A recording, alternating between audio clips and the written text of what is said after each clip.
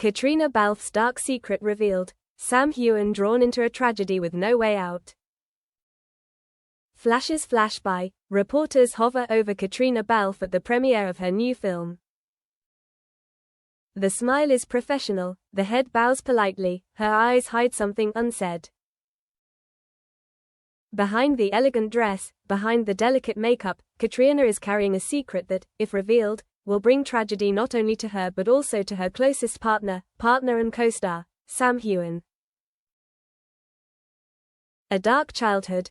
Caitriona Balfe has never spoken clearly about the early years of her life, the months when her family was still trying to survive the cold nights in a rural area near the Irish border, with the wind blowing through the unglassed windows, the flickering light of kerosene lamps, and the sound of her mother's footsteps echoing in the night with silent prayers. In this secret, Caitriona had a minor accident when she was about 6 years old. She fell down a rotten wooden ladder, hit her head, and bled profusely, and was unconscious all night. Her father, who had come home late from the fields, knew nothing, and her mother, alone in the small house, without a doctor, had to treat the wound herself. The next morning, her mother took her to the town doctor, but the wound left a scar, not only on her skin, but also in her mind. It seemed that the past was far away, but every time a strong light shone in her eyes, every time the film crew needed to film a close-up, face-to-face scene, Caitriona still felt the light shining like a razor blade, like the sound of her wound being rubbed, like the cry of a little girl left alone. Memories of a lost friend. When she was a teenager, Caitriona had a very close friend, Aisling. Nights spent biking to the river, days spent biking through the meadows, sharing teenage secrets, racing to see who could finish math homework first, singing under the moon. But then, Aisling got into a car accident on her way home, after a small party. That night, Caitriona accidentally left because of the storm. Aisling called her on the phone, but Caitriona didn't answer. She was leaning against the window watching the rain, thinking her friend was still playing inside. The news arrived the next morning. Aisling had died on the way to the hospital. Caitriona felt guilty for the rest of her life. If she had picked up the phone, if she hadn't left, things might have been different. She kept that pain to herself, rarely talked about her friends, for fear of hurting others, for fear of being misunderstood, that she was looking for sympathy or punishing herself. A hidden love filled with tears. Before becoming famous with Outlander, Caitriona had loved a man outside the entertainment industry, a French photographer, with a loud laugh, deep eyes, who liked to walk by the sea with her at sunset. They loved each other in silence, not sharing on social networks, not showing off pictures, just secretly taking photos and sending them to each other, wildflowers from the roadside, gentle good morning wishes via text messages. But after a few years, her career pushed her into a non-stop cycle, a busy schedule, having to travel to many places. She went to Paris, had to film, he also had to go shoot for his own project. Gradually, the distance grew. One night, he called her from a strange phone, in the sound of the wind, to say goodbye. Not because she did anything wrong, not because of betrayal, but because he didn't want to be the one to limit her, to deny her opportunities. He said, "You deserve something greater." She wanted to keep him, but she didn't want him to suffer. In the end, she chose to let go. That love affair left a wound. Every time her eyes looked out the airplane window, every time she stood during a romantic scene by the sea, the feeling of missing him, and missing his goodbye, became glaring. Doubt and betrayal in the film crew. Another secret, kept secret until now. During a season of filming Outlander, there was something that was not made public. A male supporting character, who was very friendly in real life, had words and actions that crossed the line with Caitriona after filming, in a setting where they were alone behind the scenes. Caitriona didn't say anything at first, for fear of affecting her work, of losing her role, of being labeled difficult. Sam Heughan, a close co-star, heard the rumors, tried to ask her, but she avoided him. Sam, secretly, stood guard backstage, listening to Caitriona sobbing when he thought she was alone. He wanted to protect her, wanted to tell the truth, but Caitriona said, "Don't interfere, Sam, or you'll lose your job." It was a long sleepless night for Sam, as he felt responsible, angry, helpless, and afraid that Caitriona's career would be trapped in the shadow of a scandal she didn't want anyone to know about. Loss of family.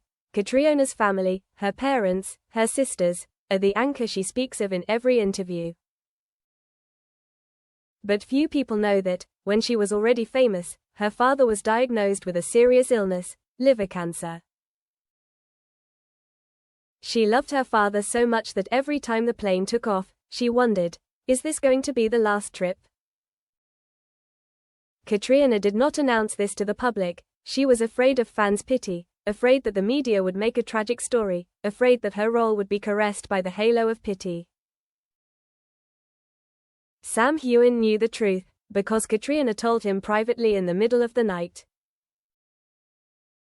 He flew back to Ireland many times, spending rare days with her father, talking, holding his hand, listening to his stories. When her father died, Caitriona struggled in front of the cameras, smiling with sparkling white teeth, her eyes clear of tears, but that night, in the hotel room, she lay in bed, silent, except for sighs and the sound of the clock. A strained relationship with the fan community. Caitriona says that she once received a letter, not an email, a handwritten letter from a fan, telling her that she didn't deserve an award, that she was just pretty, that she was lazy with expressions, or like a beautiful statue, but without a heart. Those words cut her like a knife. Every time she wasn't voted for in a category, she felt not just disappointed by the recognition, but because she felt like she was being stripped of her human worth. Sam used the word painful when he told her, "You know, they only see the shell, they don't hear your voice." Caitriona spent sleepless nights checking social media, hidden posts, malicious comments. She didn't respond, didn't protest publicly, but those words bit her teeth for a long time. The burden of fame. With fame coming early, Caitriona had to constantly face scrutiny. Her beauty, her weight, her clothes, her makeup, her smile, her accented English, her socio-political commentary. Any word could be a yardstick, and she was judged. She was criticized by the media for not speaking English properly in an interview when she was tired, was compared to other actors, was criticized for not having shiny hair, was asked repeatedly about her love life when she just wanted to talk about her character. Many times she asked herself, am I playing the main role in someone else's play, and do I have the right to be a normal person? The bad habit she covers up. Caitriona has a very special habit that few people know about. Whenever she is stressed, before a difficult role, before a crying scene, before a makeup scene that takes hours, she drinks very little, a small glass of whiskey, which she keeps in her room. She doesn't want anyone to be her friend because of alcohol, doesn't want anyone to know that she relies on it to keep herself from going crazy during sleepless nights. The night before a big movie premiere, she drank a glass of whiskey like that, looking in the mirror, wondering, am I being too demanding of myself? Sam Heughan accidentally found the empty bottle in her hotel room when he came to visit her to encourage her. He quietly put the bottle back in its place, didn't say anything, just hugged her in silence. The tragic link between Caitriona and Sam. This is the biggest secret, the one that makes the title of this story possible, that Caitriona and Sam's tragedies have never been isolated. They share a common obsession with responsibility, with fame, with pain, but few know that while Caitriona is immersed in the loss of her family, in her childhood memories, in her self-doubt, Sam is also carrying a burden of his own, the feeling that he cannot protect her, that he is indirectly the cause of her suffering.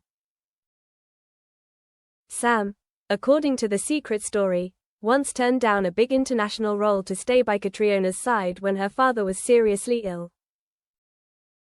The role could have taken him to new heights, could have opened the doors of Hollywood, but he refused. That decision cost him opportunities, made people in the profession hold red flags against him.